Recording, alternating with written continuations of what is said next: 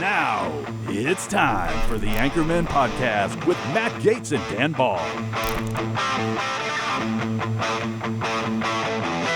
Hey, welcome back into another edition of the Anchormen podcast. I'm Dan Ball alongside Riley Lewis, another one of our Anchormen here at the One America News Network, along with Matt Gates. Do we have any more men that do shows here? Or are the rest ladies, by the way? Because you got Chanel Rion after Matt at 10 p.m. He's 9, I'm 8, you're 6. News at 7. Oh, Chris Boyle has that late one, but that's more of like... It's a late night comedy. This is more like late night comedy style talkie show thing, not like a political talk show cast like you and I and Matt and Chanel do. That's it though then, right? That's all the anchor men that we have here? That's right. Yeah. How you been, brother? Good. Busy. Lots of work around the house, and we just installed a ring, actually, which is a double-edged sword. I'm learning now because I get pinged every time. You installed the ring. The ring cameras. The ring cameras, yes. How many did you get? Just one. Wait, that's not installing the ring. Oh, well, okay. And by the way, I went with the Blink only because I saw an article when we were getting cameras 2 years ago for our home. My wife was like, you saw the article that ring can be hacked, right? And somebody, get ready for this. Somebody has hacked into ring cams and was watching people like, go potty, do the hibbity dibbity, whatever. Yeah, Blink has not been hacked yet. Because if they're watching the 7 cameras I have, you're going to get a hell of a show at my house. Anywho. Yeah. So you installed a ring camera. Yes, singular. But it's very sensitive, and we get notified anytime someone's walking their dog or someone drops a package off. It's too much. So all day long, I'm just getting notifications. It's frustrating. So I don't know, but Blink hasn't been hacked, so maybe I should switch, is what it sounds like, before there's a mishap. Bro, get used to it. Do you want to see my phone? When we go on vacation, we just took a couple days off over the weekend to go do a speech in Indiana. That's right. Just leaving Thursday night and coming home Sunday night, we had somewhere near 2,100 videos on the 7 cameras. Pardon? In 3 days. 20? Between You're the 3 dogs. 700 a day? Okay. Between the inside dog running around room to room, because we have inside cams, then the outside cameras, and again, we have about 3 acres, picking up the outside dogs, outside critters, people pulling up to my gate, Amazon, whatever it may be. Yeah, almost 2,200 videos in 72 hours. That is so you're complaining to me about 1 camera and a couple of videos you got today alert on your phone. Riley, shut up. Just kidding, bro. No, fair enough. So we were talking about Boyle and how his show is different than ours and Matt's and Chanel's, and that ours is more politically angled and his is more of that late night style. And I'm excited about our guest tonight when we get to him here in just a few minutes, because he, kind of like me over the years, he is a man that wears many hats. He has been and is comedian, a talk show host and podcaster, along with a country music artist. I mean, you're trying to get there, right? Because I know you play the guitar. I do. Your lifelong dream, you told us several episodes ago, was to become the next Rush Limbaugh. You wanted to host your own talk show, politically conservative, motivated. You do that. So the last thing you got is stand-up. Yeah. Any good at that, Ray? No, and that's a tough field to break into. It is. So I have a lot of respect for people who go far with that and stick with it. It's a grind. It is. Club after club, night after night. It's a lot. I am friends with a lot of stand-up comedians and actors, and I have gone to many stand-up routines over the years. I have never tried it myself. Would you try it? Oh, I would. On an amateur night? I would do an open. Bro, you're saying this, and it's on the record now forever, because the internet never forgets. So now that you said that, you know what I'm going to do to you, right? Yeah. There's like 1, 2, 3, 4. There's at least five comedy. There's at least 5 comedy. I shouldn't call them stores because there's actually one called the Comedy Store. But there's 5 comedy venues in and around the San Diego area that I know of. Okay, Laugh Factory, Comedy Store, the American Comedy Club. There's one over in the rural part over here by Tierra Santa and Claremont, another one. There's at least 5. A lot of them have amateur night where you can get up and do a 5-minute set or something. You know where I'm going with this? I do. If I call you out, if I do it, that means you got to do it. You got a deal. Man, he's very silent on this. You got a deal. You're not like not feeling this, Riley. I'm not feeling it. You said, yeah, I would give it a try. I'd give it a try. Well, so will you? And then we can yes. put it on the podcast. Maybe not on the talk shows. Okay. Yeah, not on the talk shows. Yeah. We don't want to lose viewers. That's one of the main reasons that the Herring family and the owners of our network here at ON wanted us to do these podcasts, is to try and drive more viewership to the talk shows, which I agree, because people get to hear us and our guests and get to know us in a different way. Yes. Along with the guests. A lot of these guests coming on the podcast are guests we've already had on our political talk shows. And so I feel like, and you see what happened in the 2024 election, people say that Trump doing those podcasts and other politicians that won, huge, doing podcasts, getting to the 1, 2, 3 hour chit chat with a person just sitting across from them, way different completely than doing a 5 or 10 minute, even an hour long interview on our talk shows, where it's very the formal style, sitting across. I've done President Trump 6, 7 times, and it's very formal. But when he sat down for over 3 hours with Joe Rogan, I mean, people got to really see a side of Trump that they didn't before. They did, and it was a huge mistake for Kamala to not do that. Joe extended many offers to her, and she just would not do it. That was a huge tactical error on her part. Oh, a lot of people did beside Rogan, too. Yeah. Theo Vaughn, a bunch of those guys that Trump did said, we'll give you fair airtime. Come on, let's go. She would. Because could you see her trying to handle 3 hours, bro? She can't handle 3 minutes without 60 minutes editing it to make her look better, because she's so damn dumb. Yeah. And then we saw in the news, last week or so, the executive producer of 60 Minutes resigns, and Scott Pelley, their main anchor, comes on 60 Minutes this past Sunday and is all like, oh, we loved him. He was the captain of this ship for 40 years. And, because our parent company, Paramount, is trying to do a merger deal worth billions, they're kissing Trump's ass and sucking up the administration. That's why he was pushed out. No, I'll tell you why he was pushed out. Because you deceptively edited that interview with Kamala right before the election. Trump's suing your ass for $1 billion. The American public don't believe you anymore at CBS and 60 Minutes. Your ratings went way down. And so he probably got pressured to resign. Those are the facts over your feelings, Mr. Pelley. But they don't want to talk about facts at CBS, do they, Riley? No, they don't. They also don't want to accept the fact that they've killed their own credibility. And podcasting is also the future. Legacy media is dying. It's headed for extinction, and they don't know what to do about it. But Joe Rogan, Theo Vaughn, Tim Dillon, all those podcasters, they are the future. That is where this world is going. Younger people don't like boring talk shows. I know that there are folks out there that watch our show that are under 50, under 40, under 30. I might stop there.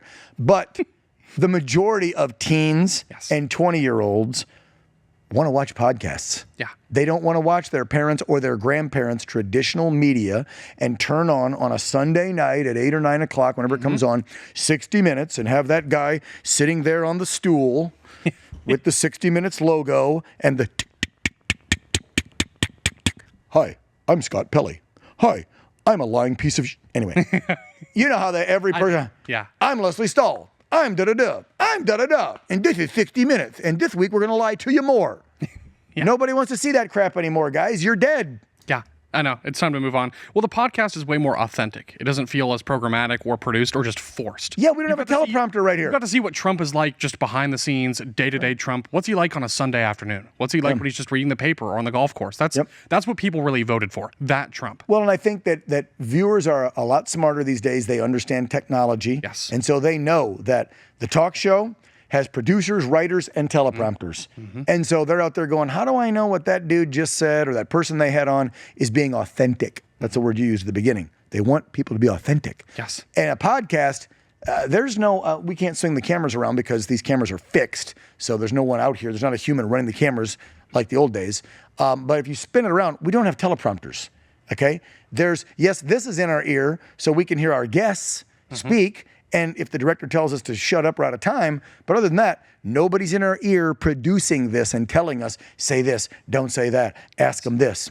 And when we bring our guests on for almost an hour, which we're about to do with our guest tonight, I don't prep them and go, nope. Here's what I'm going to ask you. Here's what I'd like you to say. Like, this is not choreographed. Yes. This is an hour, and I hope you like it, of me and Riley hanging out, having some whiskey, talking with some really cool, interesting people, musicians, artists, actors, comedians, politicians. We've already had all those on, and we're only a couple months in. Yes, absolutely. And look, Speaking of whiskey. there's a power too with just long form, the whole format. You don't just get talking points from people. There's something to that. There's a real power to that. And Trump, that works for him very well. Oh, he loves it. Let me tell you, if you want to get a word in edgewise with that man, just sit there for an hour and just try to BS with him and don't have anything planned out. It's hard, but I love it. And I love the guy. And I love our guest tonight. So let's segue into that, right? And the only thing I ever have, and I think you and I once in a while, is we'll write, and you can't read my writing, it's horrific, but I will just write a couple notes of things I want to ask the guest. So in my brain, and as my wife tells me with my ADHD or ADD or whatever the hell I have, I sometimes lose my train of thought. And things I'm trying, you get wrapped up and you're talking to these awesome guests, whether it's been Dean Cain or John Rich or Ted Nugent or whatever. And just like you get engrossed when you're asking them about music because you like to play, you like to write, you like to sing, right? I don't do any of those things. Trust me, you don't want me to. But I want to get certain things in and I forget them. So I do a few notes, but that's it. I wanted to be authentic and real with the viewers of this podcast so they know what we're doing with this thing and why we're doing it and where we come from. Yes, it's all organic. Nothing's forced, nothing's prepped, nothing's pre-planned. It's not staged. And that's the thing. That's why people don't trust in legacy media, but they inherently trust in podcasters. There you go. There you go. Which I'd like to get our next guest thoughts actually about that. Oh, we're going to hear a lot from him. We've still got another 50 minutes to go. Let's get to it. Talk about a guy that wears a lot of hats. And everybody was joking this week during Trump's cabinet meeting because Elon showed up with 2 hats on. His infamous dark MAGA he loves to wear, but then he had a Gulf of America hat on over that. And Trump teased him about it and said, he's the only guy who can get away with wearing 2 hats. I allow it, blah, blah, blah. And Elon's like, well, yeah, I wear so many damn hats. I might as well physically wear the hats. So our guest tonight, he does. So here's his hats. He's a stand-up comic. He's a country music artist. And he's a talk show host and podcaster. So he's got 3 hats. He's doing more than you and I. Let's bring him on, our good friend. By the way, has he been on your show yet? No, not yet. Okay. Not yet. See, now this is something that's going to help then. Every podcast, we bring somebody on, it brings a new guest to Riley's talk show, The Real Story with Riley Lewis. So we're going to fix that by the end of this show, and we're going to get my good friend, comedian, country star, podcaster, talk show host, Chad Prather on the program. Prather, what are you doing, boy? I just want to show up on Riley's ring cam. I mean, there's only with one. Your clothes on. Maybe. I mean, it's California, so optional. It is the land. Hey, bro, we're the land of fruits and nuts. Oh, my God. Is that all you're going to show up wearing? No. Just and speaking of mini hats, man, I'm telling you, I got my little, you guys in California know what those are. The pink vagina hat. Yeah. So, every now and then you got to pull that thing out. Why do you have one of those? Did you take that off someone or? No, I bought it.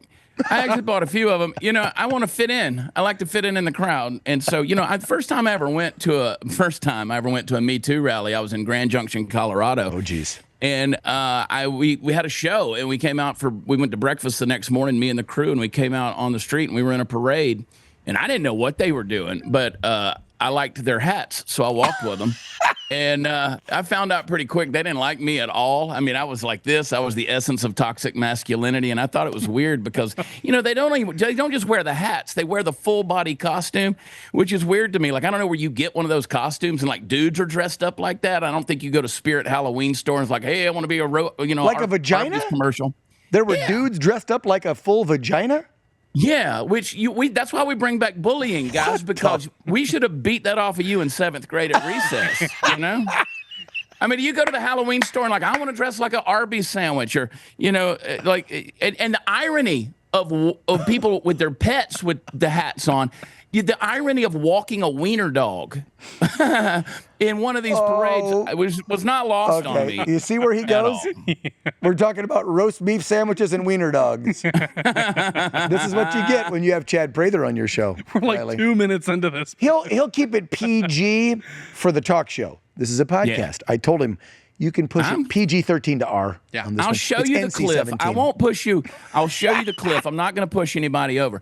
But I will say this about the ring cameras. So my longtime tour manager, my road manager, Party Foul Steve, he's been with me on the road for a decade. And Party Foul, he just installed the ring cameras. It became like a weekend project for him. With I don't know, he can see everything, and so he's got a whole TV dedicated to it. And every now and then he'll just send me a thing. And because what happened is with everybody getting swatted, I'm like, bro, nobody's going to swat you. Like, nobody's coming for you. Somebody a couple of weeks ago knocked on his door at like 8 o'clock at night, and they just left a long stem rose on his doorstep. And he got paranoid. And he was like, don't touch it. It's probably got fentanyl or something. And I'm like, bro, you're so paranoid. So anyway, a few days later, it became the Ring Project. I have the Blink cameras, Dan. And so what I do is I have them so that when I come in the house, I turn them around because I set them off, or my dogs set them off. Yeah, sure. All the time. But when I go to bed at night, in case I get swatted, I make sure it's pointed right at the front door. Yep. So I've got them front door, property, front gate, inside the house. We actually got them, Chad, a couple years ago because my wife, when we were going to, I think it was Maui for vacation, right before the fires, like literally the week before. You were there, yeah. The week before, we were in Lahaina, eating at the Tommy Bahamas in Lahaina the week before. Anyway, she said, my dog's getting older. She has a wiener dog. Yes. She's had him for 14 years this month. She's like, I want to be able to keep an eye on Mo. That's her dog while we're on vacation for 2 weeks. We have somebody come every day and spend time with him and feed him and whatever. Right. But she's like, I just want the cameras there for peace of mind because he's old. So we got the inside ones there. And then I'm like, well, for security, we need more. So then we added more. And then we moved 2-3 months ago to this ranch outside of a condo. Now we have space between us and the bad guys. And Chad, you're right, with all the swatting that's going on with conservatives, I think we're up to like 7 or 8 now cameras. Wow. Yeah, I have a few. Well, between the swatting, the crime, people just being crazy, you never know what someone's going to try. And just I think jerk off neighbors. I've already had 2 neighbors come to my gate and go, why are you shooting? And because it is California, Chad. I don't live in Texas like you. Nobody comes to your gate. I'm sure if they come to your gate, Chad, they're probably going, hey, y'all, what you shooting? Can I shoot with you? In California, Chad, they're looking for the opportunity. Right. In where we live, they come to my gate and go, hey, what you shooting at? And I'm like, what's it any of your business? Well, my wife's getting worried. This is a true conversation. I went, about what? About all the shooting. I go, tell her not to. And he's like, what? You want me to tell my wife not? Yeah. I'm 50 years old. I've been shooting since I was 5. I'm shooting at ground squirrels and gophers nowhere near your house, an acre away. So tell your wife to stop effing worrying about it. Unless you got something else, I'm going to go back and shoot some more squirrels. And I'm standing there in my robe and slippers at the gate with a rifle on my shoulder. True story. Nice. You don't have to deal with that in Texas, do you? No, I don't deal with that. I mean, I've got a little small arsenal, but I try to respect the neighbors. They're a little distance off, but I do, I add the suppressors. Like I have this beautiful gun because we have skunks, like big skunks, like the size of a border collie out here. Oh. And so I have a suppressed 22 that's just whisper quiet. Nice. I love shooting that thing. It's like a little staple gun that goes off. Just let me guess. Are you? What's the shirt say again? Are you stacking up shells? You're stacking up shells. I love my buddies at Grunt Style. Are suppressors even legal in California? Hell no. I was going to say, I don't think you... No, you can't. They don't want us to have any guns. Did we not see this week, gentlemen, to get on guns? Did we not see the California Senator, Adam Schiff, which I cannot believe he's even a senator now. Seriously. Bring up the whole 2025 assault weapons ban. We need to rectify. It's been gone for how many years? 21 years? Since 94. Yeah. Well, they put it in effect. No, they put it in effect 94. It expired in 04. That's 21 years ago. All right. And now you've got Pencil Neck trying to bring back a ban, and I'm not using that word. I said it once because that's what they're calling it. Ban your AR-15 to ban your rifles, folks. They're not assault rifles unless a human assaults someone with it. Yes. Anyway, your thoughts on that California piece of trash trying to take AR-15s, Chad? I don't know how you guys do it. First of all, living in California, I almost moved to California in 2000. And then the folks in Hollywood, when I was doing the sitcom stuff and doing stuff with Lionsgate and various producers, and I was represented and managed out of there, they wanted me to move to California back in 2019 because to be closer to the networks or to the studios. And I thought, there's no way I'm moving out there. And thank God I didn't entertain that because then COVID hit and the world shut down. But I can remember going out back then where, you couldn't have anything that had a pistol grip on it. You couldn't have anything like a shotgun, maybe you could have, but it couldn't be a shotgun that had a pistol grip. Here in Texas, like I've got a Kel-Tec 12 gauge, one of those, like I call it like the Jeep Wrangler of firearms because you can just outfit it with gear. All the accessories. And I have a suppressor on the end of that. Why would anybody put a suppressor on the end of a sawed-off shotgun? Because in Texas, you can. Yeah. I mean, You don't ask I want to why. cut you in half silently. It's because you can. Yeah. I love that. I wish, you know what? I wish I could have put that on my 12 gauge because when I first moved in, I didn't have a good varmint gun, but I just got one last week. Yeah. And I was shooting the squirrels with a 12 gauge. And so, because all my guns and all my rifles and shotguns are large caliber and my pistols. So I'm like, what am I going to shoot a damn little squirrel with or gophers, right? I got traps out there and it's working. We've trapped about 30 gophers. Okay. Only got like 1 or 2 squirrels with the shotgun because you can't get close enough to them. They're quick. Yeah. So this past week, Chad, I got a Savage bolt action 17, and my buddy gave me a bunch of these ballistic tips for a 17, which if you don't know what a 17 is, it's like shooting a 22, except they're moving at about 3,000 foot per second, I think, because it's got more powder behind it. And if you get the ballistic tips, which are a little more expensive, less than $1 a shot, and you shoot ground squirrels and gophers with those, let me tell you what, Chad, you want to have some fun? Get a 17 with ballistic tips and go at it. It's a lot of fun. I've already got 5 in the last 4 days. Yeah, and it just debones the animal, which is just it goes ahead and fillets it, which is beautiful. Yeah, my labs are getting upset because there's less to chaw on after I drop one, and then I go, sick 'em, boys, and they go out and get it, and it's in their mouth. They come back, they're like, hey, Dad, where's the only half squirrel left? Yeah, it tastes like powder burn. I want to know, and this will lead into a lot of questions from my buddy Riley over here about your music, but I want to know how Chad Prather started all this. So I want you to back up, okay, and give us some childhood information. Yeah, I know, everybody hates this crap. Where'd you grow up? And then what hat did you wear first? Because how do you get into, you're singing country music, Prather. I see you post about it all the time. You're touring and doing stand-up comedy in different states, which I can't believe they allow you to do that since you're one of us mega crazy cultists.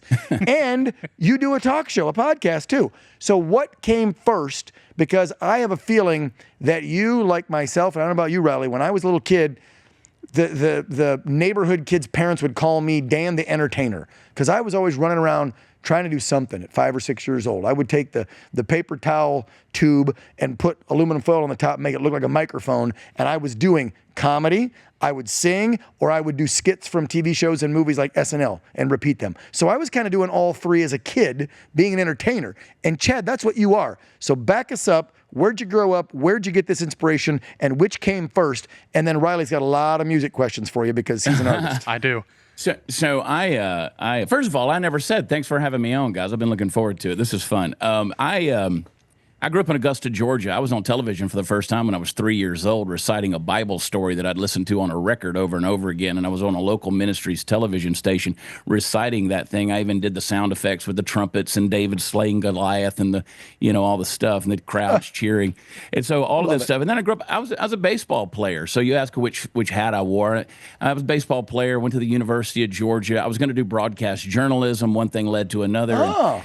And I ended up I always tell people, I said, I grew up in a family of cowboys, but I was the least cowboy of all of them. And I grew up in a family of musicians, and I was the least musician of all of them. But I was the only person in my life that was ever able to take those 2 things and make any damn money out of it. So, you know what? They can kiss it, Yeah, but I love that story. When I was in college, I started going to third world countries. So I'd go to places like Nigeria and all these places, and I just wanted to go. So when I got a break from school or whatever, I would take off and I would go to. I met the mother of my children. I have 4 children. I met the mother of my children in Nigeria. So I went all the way to West Africa to meet a white girl from Alabama. And so we got married. We were married for 14 years and had 4 incredible children. They're ages 18 up to 27 now. And so I bounced around a little bit, did a number of things. I was always sort of a sales guy. And I'm like you, Dan, like you talk about, we were just born entertainers, right? Mm-hmm. I can remember going to my grandmother's Christmas parties, and she always wanted me to do imitations of Jimmy Carter, Oh, my gosh. And just, I would do these imitations. We got way too many similarities. How old are you, Prather? You 50? I'm 52. I'm 52. Kidding. He's so older than I me. just barely got you a little older. Just so many similarities. Keep going. Sorry to interrupt. Go ahead, brother. I always sort of knew that I was born to be in front of a microphone, or behind a microphone rather, and on a camera. And so, people used to tell me, they'd say, I'd create these things, and people say, you have too much time on your hands. Well, thank God I did, because the creative juices, they were flowing. And now I tell people, I said, now I use all that time to stand in line at the bank and make deposits from all this cash we bring in, baby. And God bless free market capitalism. Yes. We love that. Cash flow. Yes. I wound up doing a radio program. I was doing radio, and then when social media came along, I saw social media as an outlet for humor, and so I'd post jokes and things like that. Then I had a television network reach out, and they said, hey, we've got a new show concept for cable that we want you to come in and do a screen test for. It's a travel show that you'd be hosting that's humor-based. And so I wound up doing this television show for 3 years, or for 3 seasons. And then in the first season of that, I thought to myself, social media is sort of like owning your own television network. At the time, Facebook was wanting to be like YouTube, and so they were promoting videos, and so I went viral. My mother called me on the phone, and she said, I heard you're sick. And I said, no, Mom. Then she said, well, you went viral, and that's what they told me at church. And Mom. And I said, Mom, they're talking about my Facebook and my Twitter. She said, I was 42 at the time. She said, you're too old to be touching your Twitter. Stop. And so I love Mom.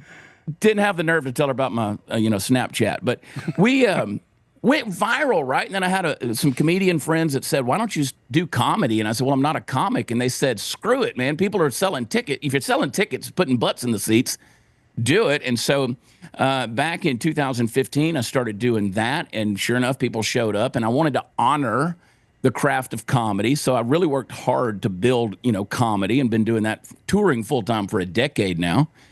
And I always said, what is my shtick? Like, if you see that clip you're playing there, you'll notice there's a guitar on stage. That was in front of about 4,500 people. Wow. And I said, what's the shtick? And I said, what can I do? I said, well, I'm a storyteller.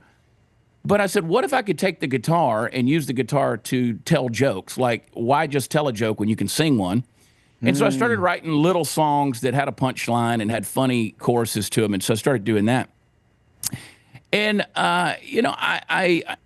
it evolved into this thing, which was kind of crazy. And it went backwards once COVID hit.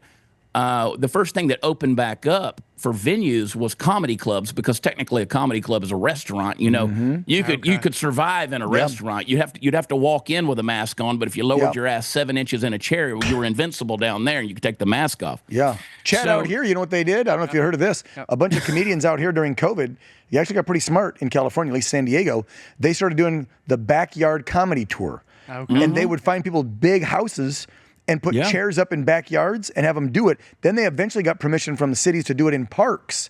My wife and I would take blankets and chairs and go to a city park here in San Diego in 2020, 2021. Wow. There'd be 300, 400, 500 people would show up on a hillside in a park, and a dinky little stage and a bunch of comedians, and some decent names would come down from LA that you've seen on Comedy Central. Really? And The Tonight Show with Jimmy. Oh, yeah. And they would come to San Diego and do these backyard or park comedy tours. Were there a lot of people $20 at these, or was it just like... There'd be hundreds that would come out. And like I said, decent names. My buddy Pete. Yeah. You know Pete Lee, Chad, probably? He's been on Tonight Show like 20 times. Yeah, sure. Pete was doing the backyard comedy tours. Wow. It was a great idea. If they ever, and it won't happen again if Trump stays in power or JD, but if the liberals ever get in charge again and they try another damn plandemic, there's an idea for you, Prather. You can keep the comedy going. Just do backyard comedy tour. Wow. Yeah, we had people who were going out into pastures, and they were doing music and comedy shows where people would stay in their vehicle and they would honk instead of laughing. Oh, like a drive-in. Like a drive-in. I love it. Wow. Could get a little weird like that. Well, I mean, that's a different form of heckling right there. Well, that's true if the joke sucked. Or if, I know what I was doing at the drive-in when I was a kid, so anyway. Keep going with your story, horn, Chad. That horn ain't honking, but it sure is rocking. So I did my career backwards. Most guys go out and do comedy clubs, and they end up maybe doing theaters, get a big social media following, and then they get on TV. You started with TV first. Okay, so the three hats you wear began officially, let's call it 10 years ago or a little further back, but we'll call it 10. And it was a TV show. What was the TV show called? It was a travel show? It was a travel show. It was they had created a network that was called Ride TV, and it was about horses. It was basically Bravo, but for horses. It was very a stylish, journalistic type equestrian network. And they wanted a comedy show on there, and we called it It's My Backyard. So I toured all over the country and basically would do man on the street interviews. We would enjoy the cuisine of the city we were in, and maybe a lot of the cocktails, and then visit with people. But then we would go out to wherever they were having some kind of equestrian event out there. And so basically, we would interview people or showcase these places where people trying to use a horse to kill themselves. So whether it was the Denver Polo Club or the stuntmen out in Hollywood, or we were at the stagecoach races or mounted shooting, whatever people were doing that was dangerous on a horse, we went out there and did it with them.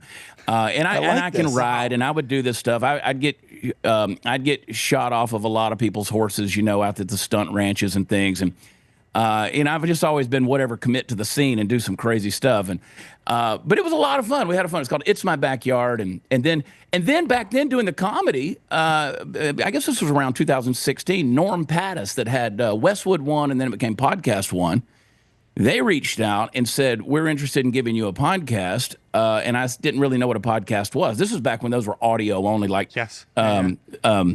Adam Carolla was big then. Yes. He's still big, but he was the biggest. He was the biggest. He's one of the OG podcasters. Just right. Been doing this for, if you were listening to Sirius when they were just Sirius and XM, when it was two different companies, remember that before they merged? Wow. You would have podcast, and then iHeart came out radio. Again, it was all radio. They didn't start putting the cameras in the studio, because you're still in a radio studio, until, he's right, about 15, 16. The last 8-9 years, it really popped off. Wow. And the last 4, it was very important for the future of this nation, right? Yes. And that segues me into asking my boy Chad about his support for a guy named DJT. Because a TV show host like yourself, where you were on mainstream TV, not what I consider our network, opposition media, where you're doing comedy, where you're singing in the music industry. Those 3 industries, they're not run by people that are fans of DJT. So no, I definitely took the hard route. I took the hard route. Yeah. Why? Yeah. Why does Chad Prather support the 47th president of the United States? There's my question. So I've always been, a pro-life guy. When I was at the University of Georgia, I wrote for the newspaper there, the campus red and black newspaper, and I was always writing these pro-life arguments and debates and doing all of these things. And I've always been a pro-life guy and outspoken for life.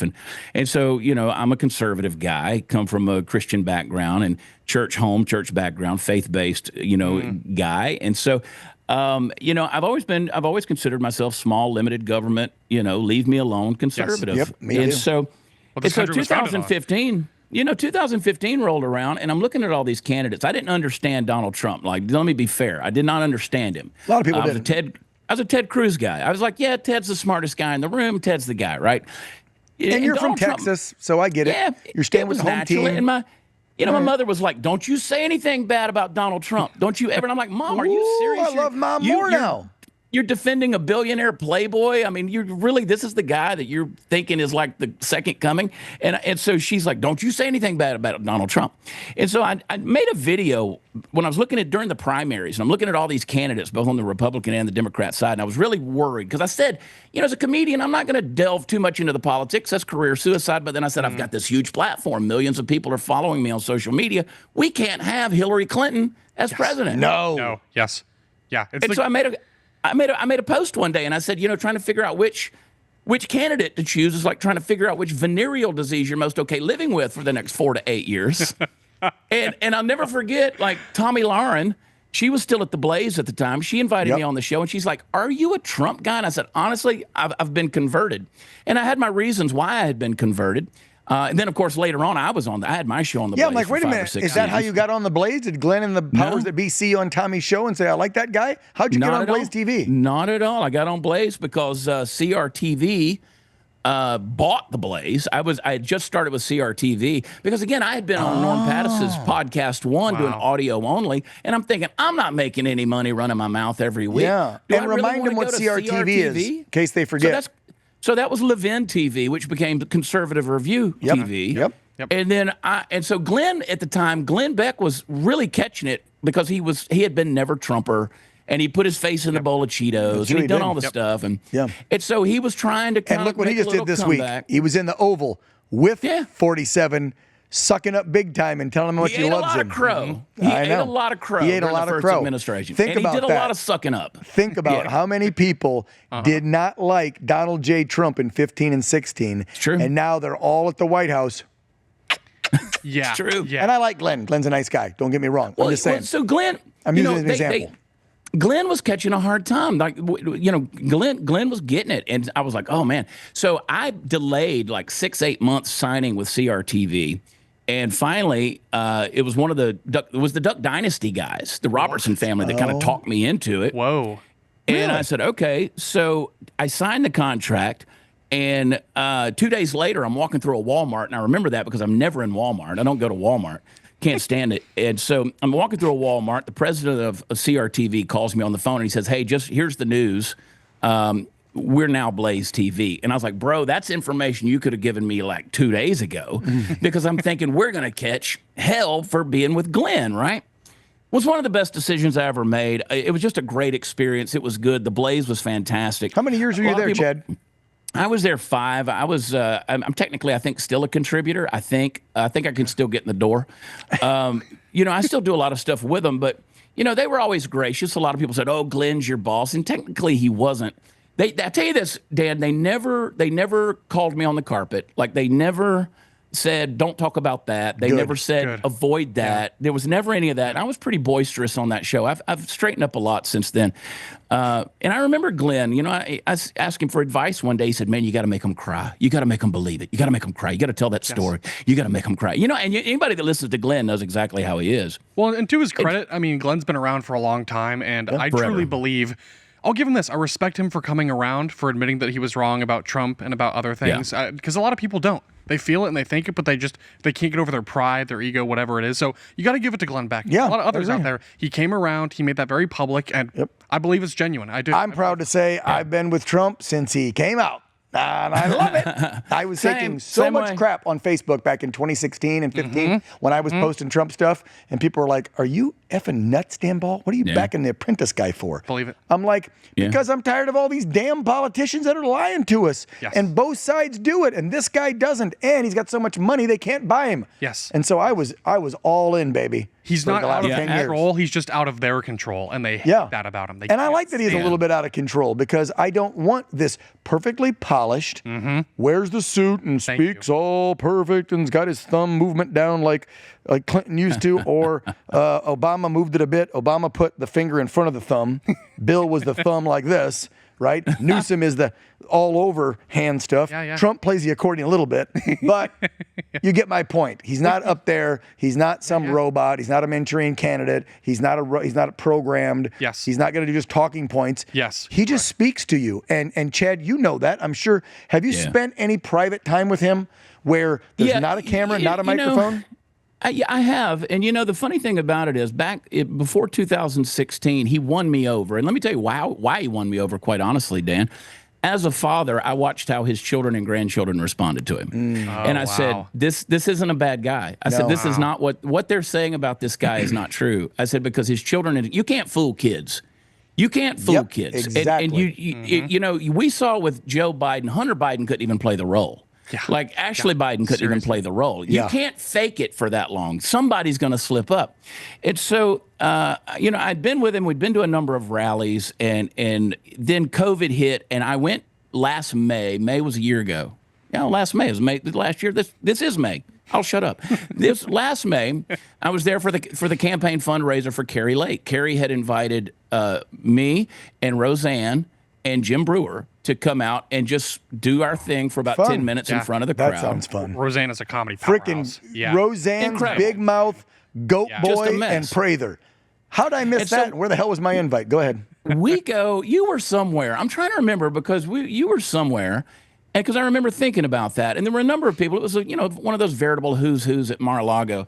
And I think she raised like 1.3 or 4 million. It was the most senatorial campaign has ever raised in one night in history.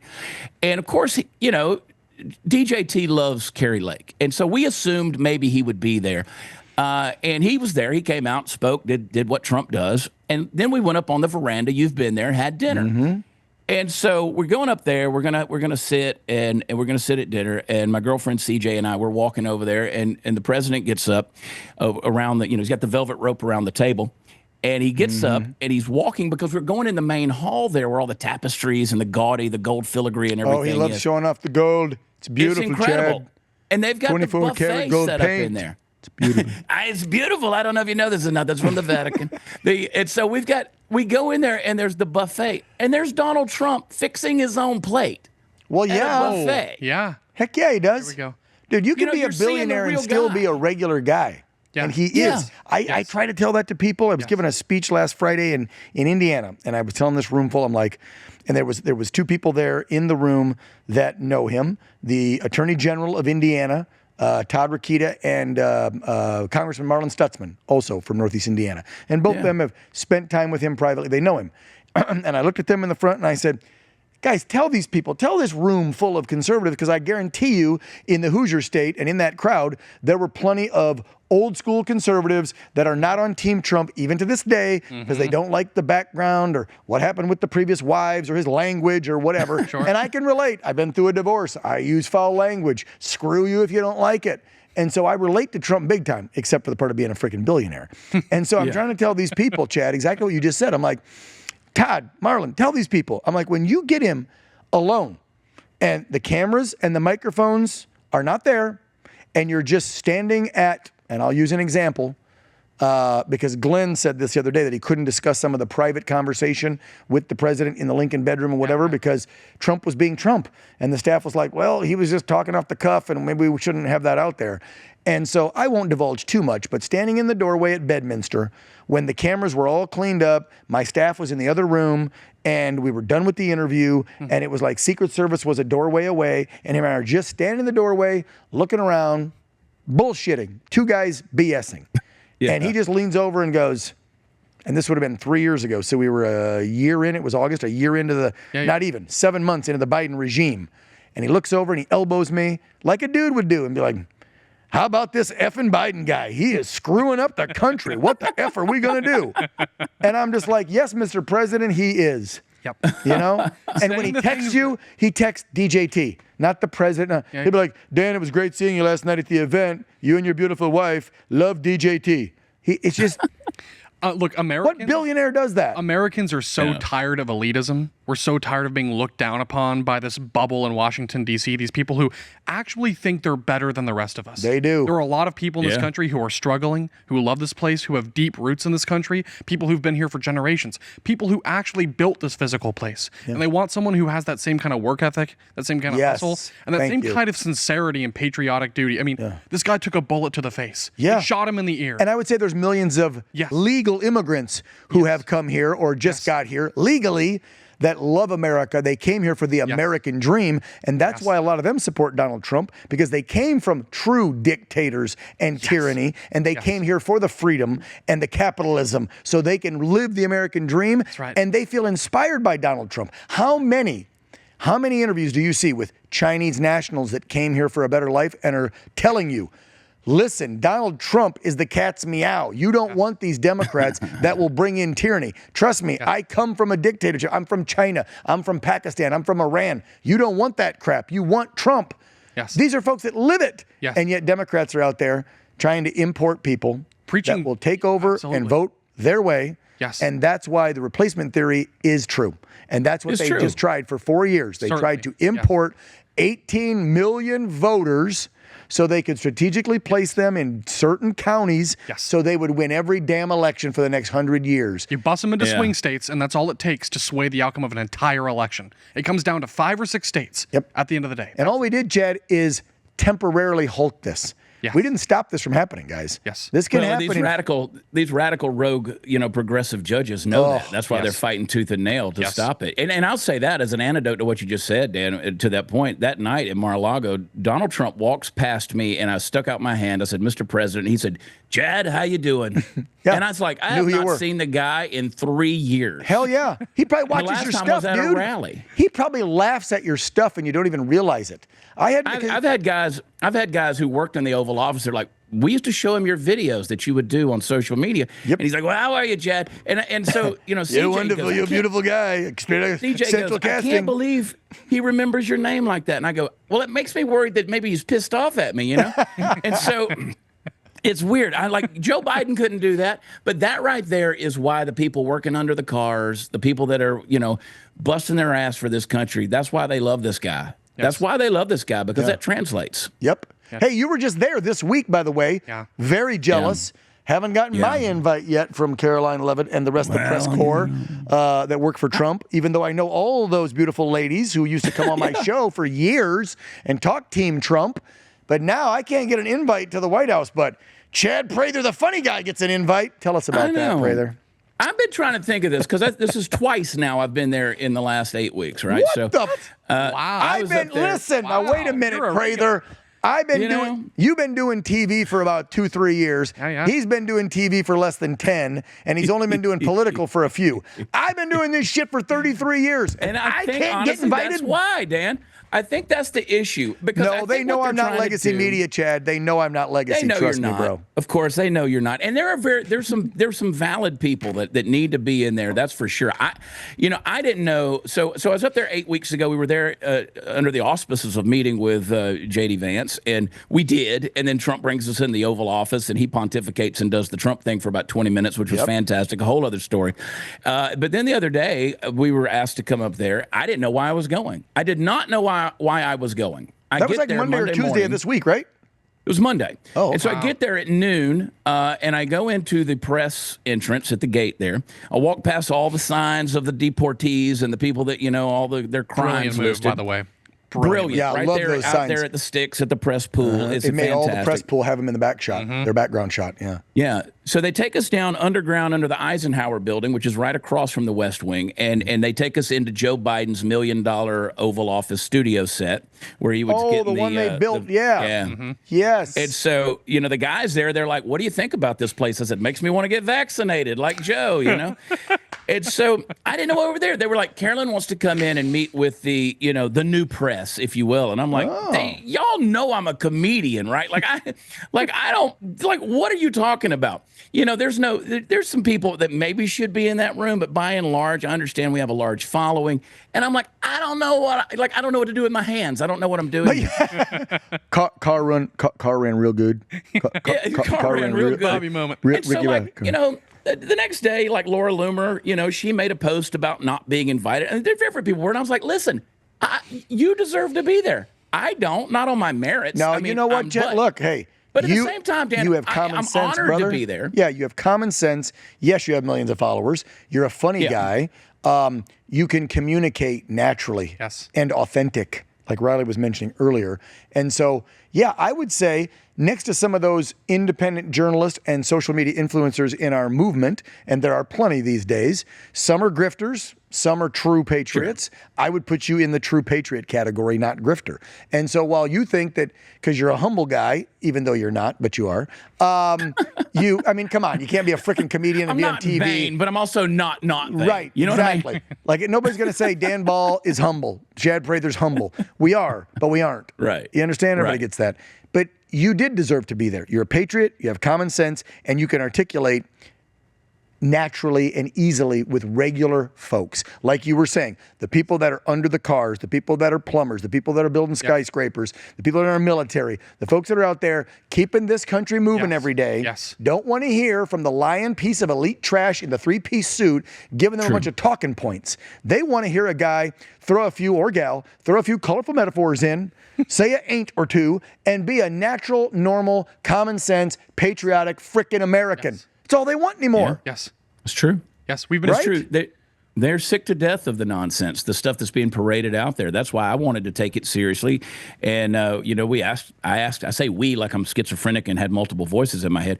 But, I shared some questions that I thought were valid that the American people would want to know the answers to. But there are people, Dan, you deserve to be there. Sean Spicer was in the room that day. Ooh, the spicy spice. Wow. As a podcast host. So, and I've known Sean for a number of years, and he's a lot of fun. And then, but the Brianna Morellos and the Sarah Gonzalez's and the Dan Balls, and there's a lot of people that need to be there. Yeah. I think they will. I'll send this podcast to them, and I will light them up and say so. Well, look. But it's an honor, It really is. I love Brianna. Yeah. She does some great reporting, investigative reporting. Yeah. Nick Sorter's doing a good job out there. Anthony Aguero, the kid that's always down at the border that we've had on this network a bunch. There's so many people that have popped up in the MAGA movement. Can you imagine what would have happened in November had Elon not bought X and restored freedom of speech? Oh my God! That was a world-changing event. Between truly. Elon doing that, the podcasters putting Trump on. Yes. His people telling him, actually not his people, his son, because I spoke with Don Jr. and others in the family before, and it was Barron and the boys, Don and Eric, but a lot of Barron, that really pushed him. Get out there and do those podcasts. Talk to these younger people this way, Dad. It's going to work. And he did it. And so I would say, to your point, X allowing free speech, what a novel idea. You should try it, Mark Zuckerberg. Free speech. Yeah, for reals, right? Free speech and podcasts had to be two of the major factors. I mean, big picture. Trump's common sense approach to the border, the economy, everything else is the main reasons he won.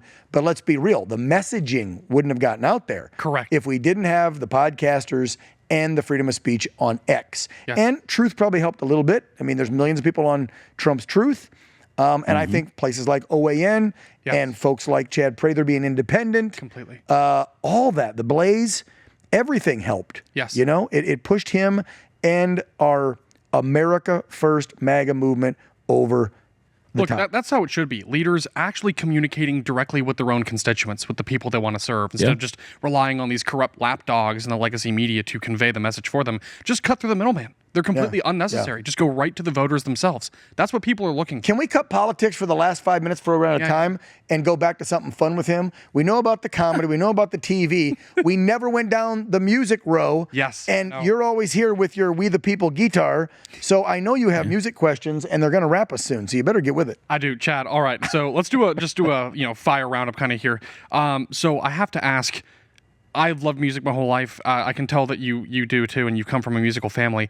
But when did you decide you wanted to pursue it in terms of a real career, a job? Because that's a whole other undertaking. It's one thing to do it just in your free time, but to really pursue it full time, that's and I'll follow that up with who inspires you. Like, where did you know you wanted to do country? Did you like rock and roll better? What genre did you like, and where's your inspiration? You know, I grew up, my mother was a professional pianist. She was a gospel pianist, and she's an incredible pianist. And but then I grew up, listening to Willie Nelson and Waylon Jennings. And Nice. I always say I've got a funny bit that I do where I talk about how my true influences were George Jones and then Queen, because I had 8 tracks of Queen. I don't know where they came from, but when I was a kid, I'd listen to them. Sure you don't. And so I do, So I do a mixture of what it would sound like for George Jones to sing Fat Bottom Girls and the possum rolls over in his grave. So I say I was the least musician in a family of good musicians. And I just said, I was good enough that I could use it to entertain. You could pick up girls with it. All you need is a couple of chords. That's what I tell Riley all the time. Yeah, because he's single.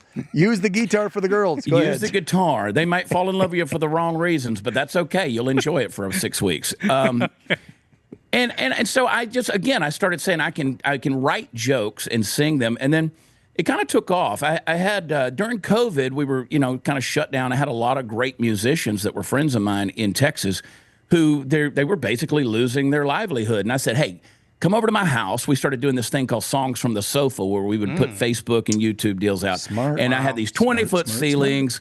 And we had great harmonies, and so that turned into some guys that are still with me called Chad Prather and the Ragamuffins.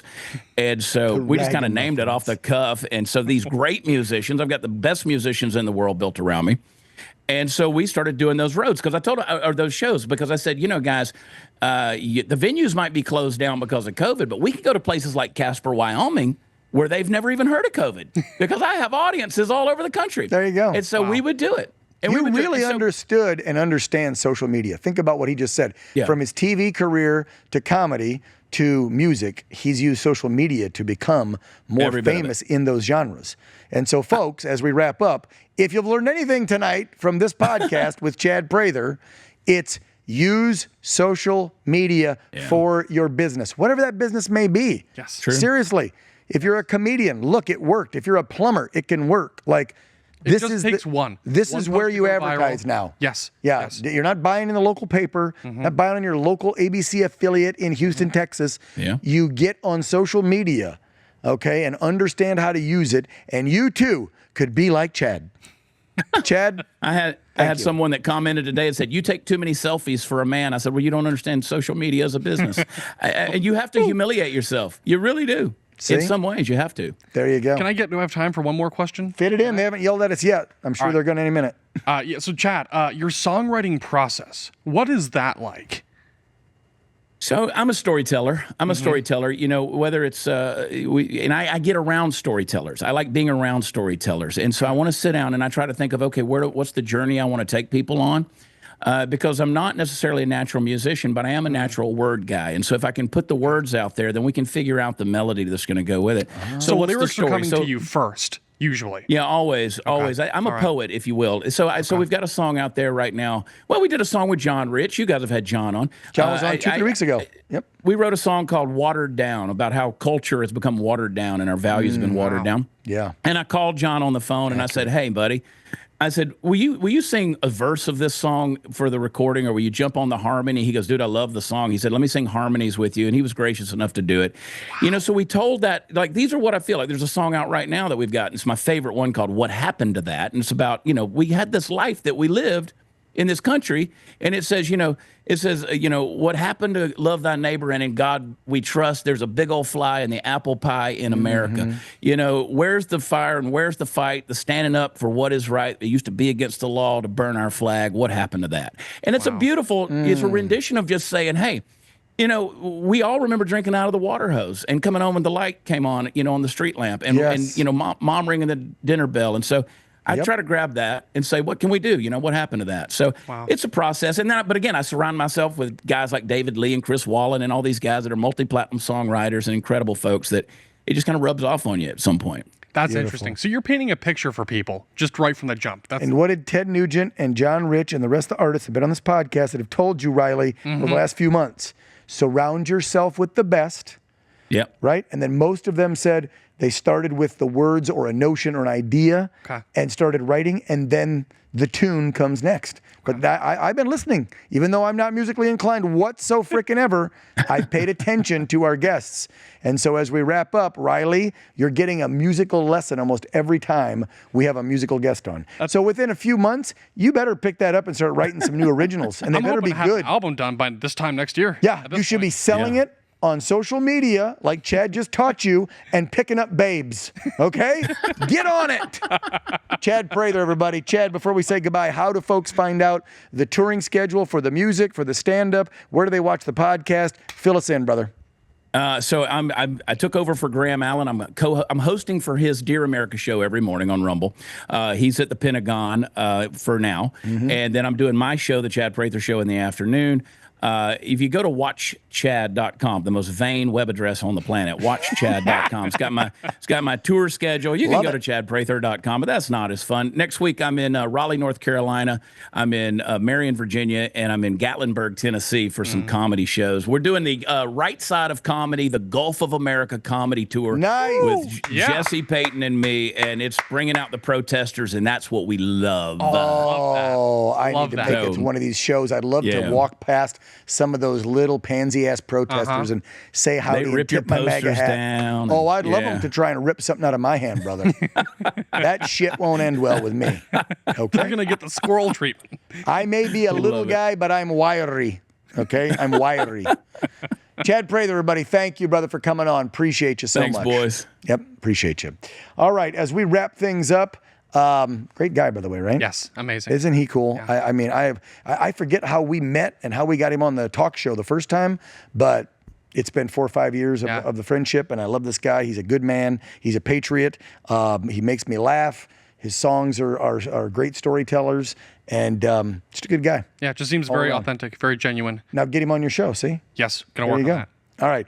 As we wrap up, remind you real quick, make sure you check out the primetime lineup every night, Monday through Friday. You kick off here on OAN, the One American News Network, with The Real Story with Riley Lewis at 6 p.m. Eastern. Mike Deneau pops up with a news hour at 7 p.m. just to catch you up to date with all the top stories. I pop on at 8 p.m. Eastern. You got the Matt Gaetz Show at 9, and then Fine Point with Chanel Rion at 10, and more news after that at 11. So make sure you keep watching. If you don't have the app, it's real easy to sign up, couple bucks a month, right? OANN.com. New platforms. We're on Sling. We are on Dish. The repeated shows, the old stuff is on Pluto and Roku. So if you're seeing us a week or two old, that's why. This podcast is posted every Friday at 7 p.m. Eastern on Rumble, YouTube, Truth, That's right. Facebook, and X. So you can find us there. And everything OAN is on the website, oann.com. Until next Friday night for another episode of The Anchormen, which I have no idea who that we're bringing on next week. Do you? Have we booked anybody yet? No, but if people have suggestions, It'll be a comment surprise. on the YouTube. Yeah. Ooh, that's a good idea. Yeah, I'd love to hear what people want. And by the way, also, if you miss anything, you can go back on those platforms, watch anytime. So make sure you do that. And if you want to get notified, hit that bell on YouTube so you know every time we post something. Yes. Yeah. Love it. Yes. Any final parting words? Just thankful for Chad's time. Honestly, going to internalize all that advice and get to work with this guitar. Should I tell you to play us out, or you're not prepared? No, let's do it. Play something out then. All right. Here we go. Folks, thanks again for watching this latest episode of the Anchormen podcast. We'll be back next Friday night. And I give you Riley Lewis playing something. He's single, ladies. He's single. There we go. There we go.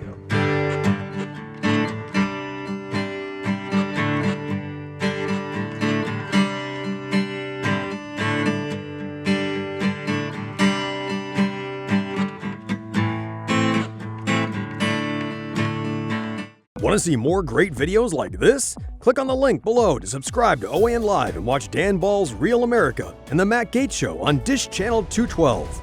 Tune in, subscribe, and watch today.